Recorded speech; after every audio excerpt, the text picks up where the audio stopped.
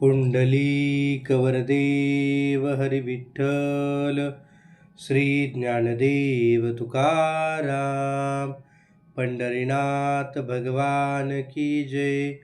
माऊली ज्ञानेश्वर महाराज की जय. सार्थ ज्ञानेश्वरी अध्याय पहिला, ओवी नंबर 161 ते 180. तो घोष तरी उपसंहारला, परी पडसाद होता राहिला. तेने दळभार विध्वंसिला कौरवांचा, जैसा गजघटांतो सिंहलीला विदारितो. तैसा हृदयाते भेदितो कौरवांचिया. तो गाजत जव ऐकती, तव उभेची ही घालिती. एकमेका ते म्हणिती, सावध रे सावध. तेथ बळे प्रौढी पुरते, महारथी वीर होते. तीही पुनरपी दळाते आवरिले. मग सरिसेपणे उठावले, दुनवटोनी उचलले. तया दंडी क्षोभले लोकत्रय. तेथ बाणवरी धनुर्धर, वर्षताती निरंतर. जैसे प्रलयांत जलधर अनिवारका. ते देखेलिया अर्जुने, संतोष हेऊनिया मने. मग संभ्रमे दिठी सेने घालितसे, तव संग्रामी सज्ज जाहले. सकळ कौरव देखिले, तव लीला धनुष्य उचलले पंडुकमरे. ते वेळी अर्जुन म्हणतसे देवा, आता झडकरी रथू पेलावा. नेऊनी मध्ये घालावा दोन्ही दळा. जव मी नावेक हे सकळवीर सैनिक. न्याहाळी नाशिक झुंजते जे. येत आले असती आघवे, परी कवनेसी म्या झुंजावे. हे राणी लागे पहावे मनोनिया, बहुत करुणी कौरव. हे आतुर दुस्वभाव, वाटिवे विन हाव. बांधिती झुंजी, झुंजाची आवडी धरिती.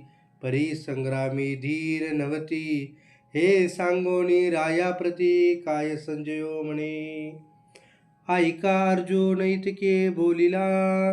तव श्रीकृष्णे रथो पेलिला. दोन्ही सैन्या माझी केला उभा तेने. जेत भीष्मा द्रोणादिक, जवळिकेची सन्मुख. पृथ्वीपती आनिक बहुत हाती. तेथ स्थिर करुणिया रथो, अर्जुन असे पाहातो. तो दळभार समजतो संभ्रमेसी. मग देवा म्हणे देख देख, हे गोत्र गुरु अशेख. तव कृष्णमणी नावेक विस्मो झाला. तो आपण म्हणे, येथ काही कवन जाणे. हे मणी धरिलेने परी काही आश्चर्यसे. ऐसी पुढील घे सेतू, तो सहजे जाणे हृदयस्थो. परी उगासे निवांतो ती वेळी. तव तेत पार्थ सकळ, पितृ पितामह केवळ. गुरुबंधू मातुळ देखता झाला.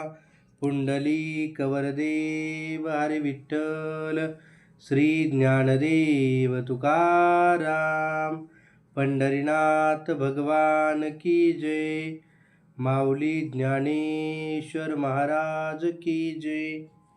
या ओव्यांचा आता आपण मराठीमध्ये अर्थ पाहू. तो शंखानाद बंद झाला, तथापि त्याचा जो प्रतिध्वनी घुमत होता, त्या योगाने कौरव सेनेची दाणादाण झाली. सिंहाच्या सहज लीलेने जसे हत्तीच्या कळपांचे विदारण होते, तसे त्या शंखनादाने कौरवांचे हृदय फाटून गेले. तो ध्वनी ऐकून कित्येक उभ्यानेच खाली कोसळले आणि एकमेकांना म्हणू लागले की सावध व्हा रे, सावध व्हा. त्या ठिकाणी बलवान व पुरुषार्थी असे जे महारथी होते, त्यांनी सैन्याला पुन्हा धीर देऊन सावरले. मग ते अधिक बल धरून सावरून पुढे सरसावले आणि त्यांनी दुप्पट आवेशाने चाल केली. तेव्हा त्या आवेशयुक्त सैन्याच्या हालचालीने सर्व त्रिभुवन त्रस्त झाले. जसे प्रलयकाली मेघ अनिवार्यपणे जलाचा वर्षाव करतात, तसे सारे धनुर्धर बाणाचा वर्षाव करू लागले. ते पाहून अर्जुनाच्या मनात अतिशय संतोष झाला व त्याने मोठ्या उत्सुकतेने सैन्यावर नजर टाकली.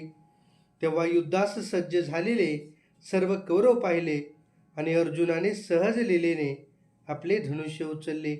तेव्हा अर्जुन म्हणाला, देवा, आता आपला रथ लवकर हाकून दोन्ही सैन्यांमध्ये नेऊन उभा करा, म्हणजे युद्ध करण्यास आलेल्या सर्व वीर सैनिकांना मी क्षणभर निहाळून तरी पाहीन. कारण येथे जरी सर्व वीर जमले आहेत तरी रणांगणामध्ये मला कोणाशी लढायचं आहे ते तरी मी पाहीन. बहुतेक सगळे कौरव उतावळे व दृष्ट आहेत. अंगात शौर्य नसताना युद्धाची हाव मात्र धरतात. यांना युद्धाची हौस आहे खरी, पण यांच्याकडून रणभूमीवर टिकाव धरवत नाही. इतके राजाला सांगून संजय पुढे म्हणाला, राजा ऐक. अर्जुनाने असे म्हटल्यावर श्रीकृष्णाने रथ हाकला आणि दोन्ही सैन्यांमध्ये नेऊन उभा केला. जिथे भीष्म द्रोणादिक आप्तसंबंधी व इतर राजे समोर उभे होते तेथे रथ स्थिर होताच अर्जुन मोठ्या उत्सुकतेने त्या सेनेकडे पाहू लागला. भ्रमल्यासारखा होऊन तो देवाला म्हणाला, अरे देवा, पहा पहा, हे तर सर्व आमचे आप्तवर्ग आणि गुरु आहेत. हे ऐकून श्रीकृष्णाला क्षणभर आश्चर्य वाटलं. तो आपल्या मनात म्हणाला, त्याच्या मनात काय विचार आला आहे? याच्या चित्तात काहीतरी विलक्षण विचार असायला पाहिजे.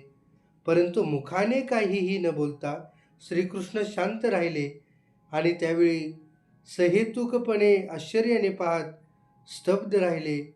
त्याच वेळी तिथे अर्जुनाने आपले सर्व वडील, आजोबा, गुरुबंधू, मामा यांना त्या ठिकाणी पाहिले. रामकृष्ण हरी. आमचे असेच नवनवीन व्हिडिओ पाहण्यासाठी लाईक करा, शेअर करा, सबस्क्राईब करा. धन्यवाद.